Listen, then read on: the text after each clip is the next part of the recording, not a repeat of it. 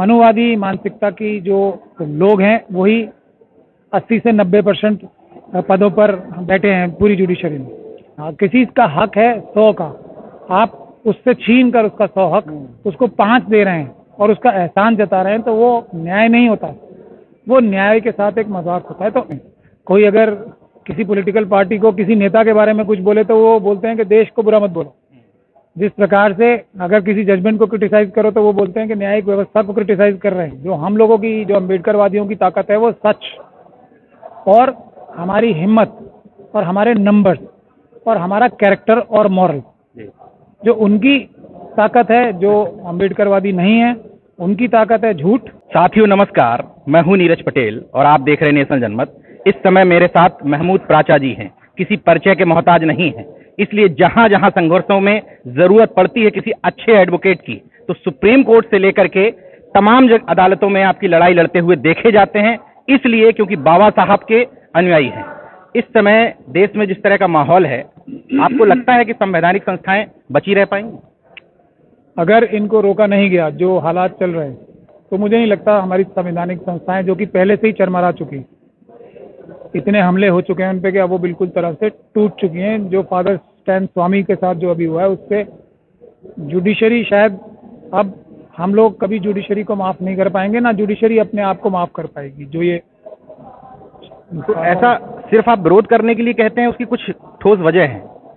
नहीं, ठोस वजह हम सब रिसर्च करके कहते हैं। देखिए, मैं इस बात को पूरी जिम्मेदारी के साथ कहता हूं कि जहां भी शेड्यूल कास्ट, शेड्यूल ट्राइब, मुस्लिम, सिख, क्रिश्चियन, बौद्ध या ओबीसीज का या महिलाओं का मसला आता है या गरीबों का मसला आता है, तो हमारी जुडिशरी नीचे से लेके ऊपर तक कभी भी उसमें कोई भी प्रोएक्टिव रोल नहीं निभाती, कभी भी।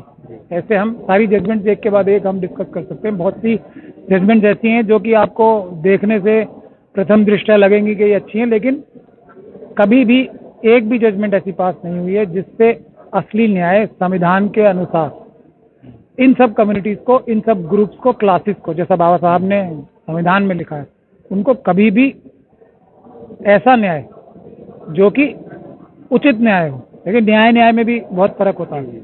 जो उचित न्याय होता है वो मिलना। किसी का हक है 100 का, आप उससे छीन कर उसका 100 हक उसको 5 दे रहे हैं और उसका एहसान जता रहे हैं, तो वो न्याय नहीं होता, वो न्याय के साथ एक मजाक होता है। तो इन सभी जो क्लासेस हैं उनके साथ कोई भी न्याय मैं नहीं समझता हमारी जुडिशरी ने किया है आज तक 70 सालों के इतिहास में। और मैं कोई भी जजमेंट, इसके मुझसे कोई भी जजमेंट पे आप भी डिस्कशन कर सकते हैं और मैं उसका जवाब दे सकता हूँ। कोर्ट को बड़ी एक पवित्र टाइप की चीज माना जाता था, इस पर सवाल ना उठाइए, उसके डिसीजन पर सवाल ना उठाइए, मानहानि हो जाती है, अवमानना लग जाता है, बहुत सारी चीजें हैं। लेकिन अब लोग देख रहे हैं कि कोर्ट के भी जो डिसीजन है उस पर सवाल उठाने लग गए हैं। ये लोकतंत्र के नजरिए से उचित है? नहीं, बिल्कुल उचित है। देखिए, ओपन कोर्ट का कॉन्सेप्ट क्या है? ओपन कोर्ट का जो कॉन्सेप्ट है कि न्यायालय में कोई भी जा सकता है, देख सकता है कि न्याय हो रहा है, ठीक हो रहा है या गलत हो रहा है, उसका कॉन्सेप्ट ही है। और मैं समझता हूँ ये नागरिकों की जिम्मेदारी है कि वो जजमेंट्स को क्रिटिसाइज करें। ये हर एक नागरिक की जिम्मेदारी है कि जजमेंट्स पढ़ें और उसको क्रिटिसाइज करें। ओपन कोर्ट का कॉन्सेप्ट ही इसी पे बेस्ड है सारा। अगर हम नहीं करते तो अपनी जिम्मेदारी नहीं निभा रहे। तो और दूसरी बात जो है, जो एक डंडे के साथ किसी चीज की इज्जत कराने की जो प्रचलन बढ़ता जा रहा है, वो भी गलत है। जो हमारे न्यायालय हैं उनको अपनी जजमेंट्स ऐसी करनी चाहिए जिससे लोग उनकी इज्जत करें और ज्यादा इज्जत करें। बल्कि ये कहना कि हम कुछ भी जजमेंट करें, जो प्रचलन बनता जा रहा है अब उसकी इज्जत की जाए, नहीं तो हम कंटेम्प्ट कर देंगे, नहीं तो हम ये कर देंगे, ये न्यायिक व्यवस्था के लिए, खुद इंस्टीट्यूशन के लिए अच्छा नहीं है। ऐसी जो प्रवृत्ति है वो बढ़ती जा रही है, जो कि बहुत ही खतरनाक है। जजेस ऐसे होने चाहिए कि लोग जाके खुद कहें कि आपने कितनी अच्छी जजमेंट की और हम आपकी हर बात मानते हैं। बार बार आरोप लगते हैं कि चंद मुट्ठी भर लोगों के हाथों में कब्जा है, पूरा परिवार उनका जजेस बन जाता है। जो सिस्टम है ये इनको जजेस बनाने का वो बड़ा खराब है। देखिए, मैं ये बात कहूँ अपने मुंह से तो एक अलग बात होगी, क्योंकि हम इस बात का बहुत मुखरता से विरोध करते आ रहे हैं कि जिस प्रकार से जो मनुवादी मानसिकता की जो लोग हैं वही 80 से 90% पदों पर बैठे हैं पूरी जुडिशरी में। और लेकिन खुद हमारे जो अभी रिसेंटली रिटायर्ड एक चीफ जस्टिस हैं गोगोई साहब, उन्होंने प्रेस इंटरव्यू में ये कहा है कि कुछ 5-10 लोग हैं जो पूरी जुडिशरी पे कब्जा करके बैठे।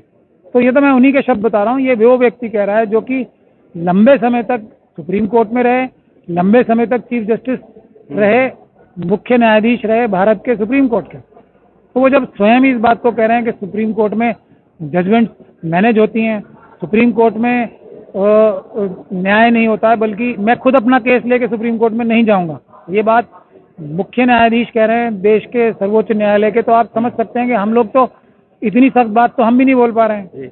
वो तो स्वयं ही कह रहे हैं इस बात को कि मैं अपना केस लेके नहीं जाऊंगा सुप्रीम कोर्ट। इस समय की जो हालात हैं उसको देखते हुए जो राजनीति है, बहुजन राजनीति जिसको कहते हैं, उससे कितना संतुष्ट नजर आते हैं? लग रहा है कि लड़ते भिड़ते दिख रहे हैं? नहीं, एकदम लड़ाई तो हो ही रही है, इसीलिए चढ़ाई भी हो रही है। उस तरफ से जो ये दुराचार हो रहा है, उस तरफ से जो ये संस्थाओं को कमजोर करके डराने की कोशिश हो रही है, उस तरह से जो हर एक चीज में देशद्रोह की बात करने लगते हैं। कोई अगर किसी पॉलिटिकल पार्टी को किसी नेता के बारे में कुछ बोले तो वो बोलते हैं कि देश को बुरा मत बोलो। जिस प्रकार से अगर किसी जजमेंट को क्रिटिसाइज करो तो वो बोलते हैं कि न्यायिक व्यवस्था को क्रिटिसाइज कर रहे हैं।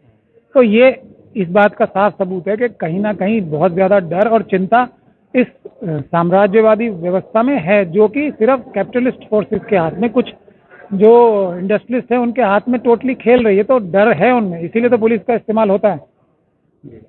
इसका सॉल्यूशन क्या देखते हैं आप? सोल्यूशन इसका आ रहा है सब सामने आ ही रहा है। जितने भी शेड्यूल कास्ट के लोग हैं, शेड्यूल ट्राइब के लोग हैं, ओबीसी हैं, मुस्लिम, क्रिश्चियन, सिख, बौद्ध और जितने भी ओबीसी के लोग हैं और महिलाएं हैं, जितने अनऑर्गेनाइज सेक्टर के लेबर हैं, किसान हैं, सब आप देख ही रहे हैं, सड़कों पे हैं सब। तो ये व्यवस्था ज़्यादा चलने वाली नहीं है। अन्याय उतना चलता है जितना बर्दाश्त कर सके जनता। ऐसा नहीं कि आप पूरा देश ही बेच देंगे, हर एक व्यक्ति की जेब से पैसे निकाल लेंगे, हर एक व्यक्ति के घर में घुस के उसके पैसे छीन लेंगे, हर एक व्यक्ति के नौकरियां छीन लेंगे, रिजर्वेशन खत्म ही कर देंगे।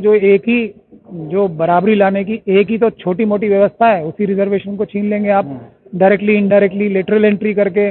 जो ये है, जो कॉन्ट्रैक्ट पे आप लोगों को ले रहे हैं, परमानेंट नौकरियां खत्म ही कर रहे हैं। तो ये सब चीजें चलने वाली नहीं है ना। जनता उठेगी और जनता इनको सबक सिखाएगी। हम उम्मीद करते हैं इसलिए क्योंकि हम लोगों के पास पॉजिटिव रहने के अलावा कोई दूसरा विकल्प नहीं है। उसी सकारात्मकता के दम पर आप काम कर रहे हैं, उसी पॉजिटिविटी के दम पर हम काम कर रहे हैं। तो आगे भी हमारे दर्शकों को भी सकारात्मक रहना है। हमसे बातचीत करने के लिए शुक्रिया। जय भीम। हम तो यही कहेंगे कि हमारी ताकत देख लीजिए, समझ लीजिए, जो हम लोगों की, जो अम्बेडकरवादियों की ताकत है वो सच और हमारी हिम्मत और हमारे नंबर्स और हमारा कैरेक्टर और मॉरल। जो उनकी ताकत है, जो अम्बेडकरवादी नहीं है, उनकी ताकत है झूठ, उनकी ताकत है सत्ता के ऊपर का दुरुपयोग, उनकी ताकत है पैसा, उनकी ताकत है कि लोगों को डराओ और धमकाओ। तो अगर आपने मेरा YouTube चैनल सब्सक्राइब नहीं किया तो प्लीज़ सब्सक्राइब कर लें और उस बेल आइकन पर जरूर क्लिक करें, जिससे जो मेरे न्यू वीडियो हैं वो आप